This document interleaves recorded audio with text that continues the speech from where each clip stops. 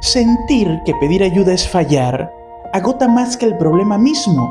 Hay quien lo dice sin pensarlo y quien se lo repite hasta cuando ya no puede más. Las fogatas son perfectas para reencuadrar esto, porque no funcionan en soledad.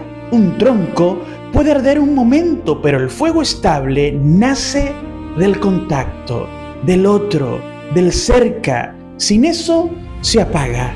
Y con nosotros es exactamente igual.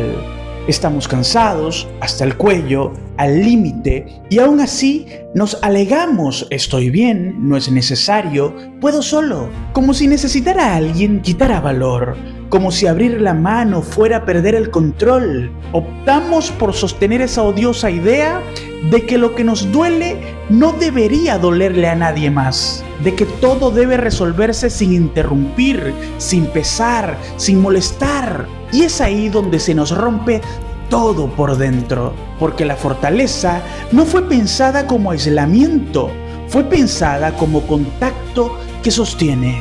Los estudios sobre bienestar emocional muestran que el apoyo de otros reduce el impacto del estrés y acelera la recuperación. No porque resuelvan la vida, sino porque la vuelven habitable mientras pasa.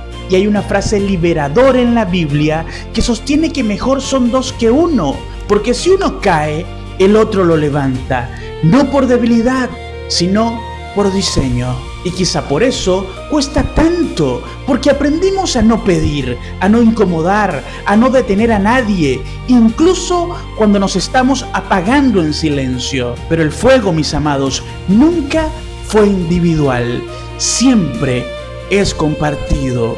Hoy, deja que alguien se acerque a lo que estás cargando. No estás hecho para arder solo. Eres fuego y también fogata.